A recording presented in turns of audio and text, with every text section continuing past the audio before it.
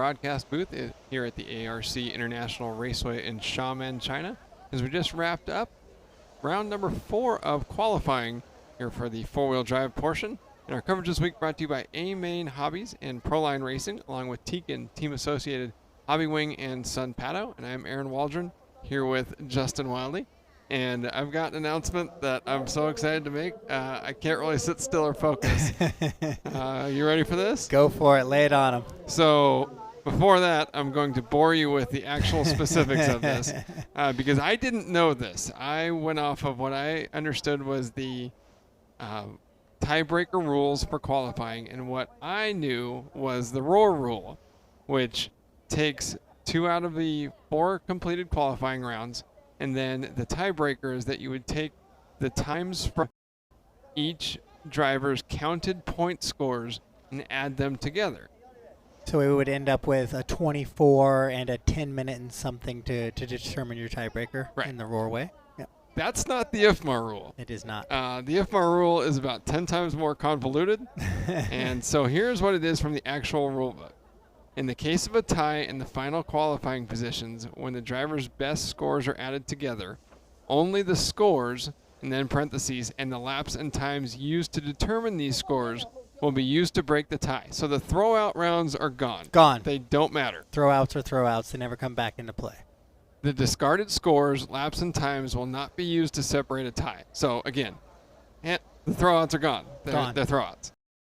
The driver with the single lowest point score from the scores added will be awarded the tied position. In the case of a continuing tie, the next best scores will be considered. All best scores will be considered until the tie is broken. If a comparison of points fails to break the tie, the laps and times from the lowest points will be compared. The driver with the fastest time from their lowest score will be awarded the tied position. Example, and then it gives an example. Why this matters. After 4 rounds of qualifying, here it comes. 2 count.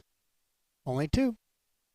Ty Tessman and David Ronefalk are tied with 2 points each. So according to these rules, the first tiebreaker would be the lowest single point score. Well, they both have a 0. The second tiebreaker is that in the case of a continuing tie, the next best scores will be considered. Each driver has a 2. So they're still tied. You would only count those 2 runs. So then the next rule is if a comparison of points fails to break the tie, the laps and times from the lowest points will be compared. So only the laps and times from the 0 will be compared. Right. Not the single fastest run. So Ty Tessman's 0-point run from round number 2 is a 12.5 flat .914. About as slow as you could get and still run a 12.5 flat. And why this is so interesting is that in round number 3, when David put up his 2-point score, he had a 12.5 flat .32. Quicker than the Tessman 0. But his 0 from round number 4 was a 12.5. And so based on the IFMAR rules to the letter, which, while convoluted, are very, very clear, Ty Tessman is the points leader tonight by 2.547 seconds. Yeah, absolutely. A little bit shocking there. Everybody just assumed Ronefalk, using the combined times between those 2 runs, would have that tiebreaker, but the 5.03 from Ronefalk 0, not as good as the 5 flat out. Right. And so why this is so interesting to us is because there is a big chance of rain tomorrow. And we don't know how much rain. It's not supposed to be as much as we had for the 2-wheel drive portion that postponed the main events and canceled some practice and some qualifying, but it's supposed to last longer. And now IFMAR rules do state that if it rains, but the track is still able to be completed and the turn marshals can be out there safely, we will race in the rain. However, if the track cannot be recovered, the results for the race will be determined based on the amount of racing that's been completed until then. And so if it starts raining at 3 a.m. and it doesn't let up until 3 p.m.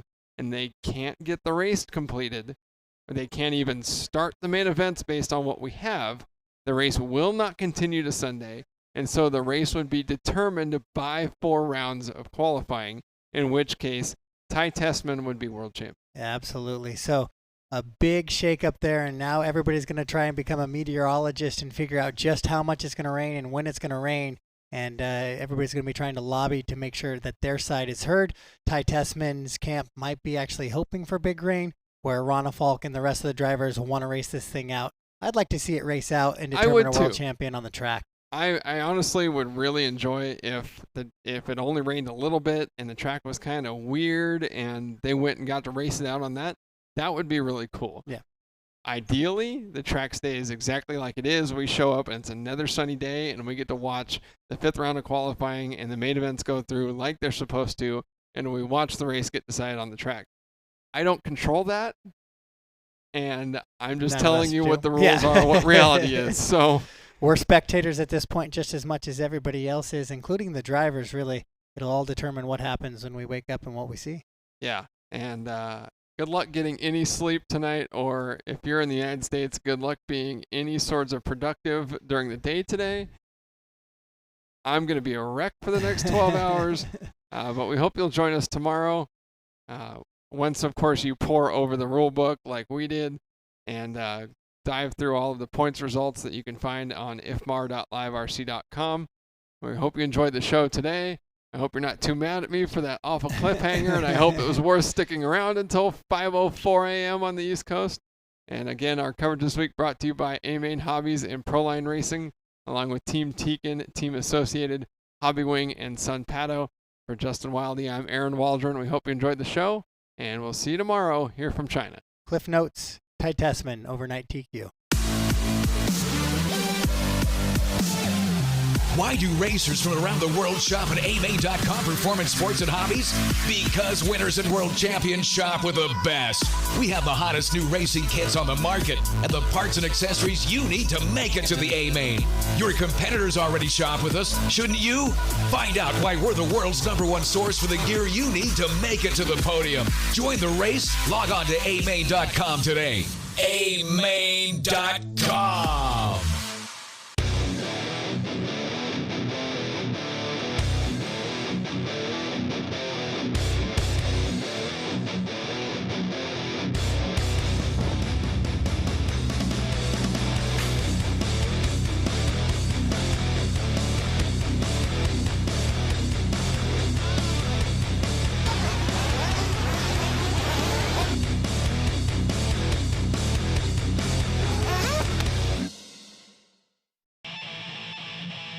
When it comes to true champions by design, Team Associated radio-controlled cars have everyone beat, hands down.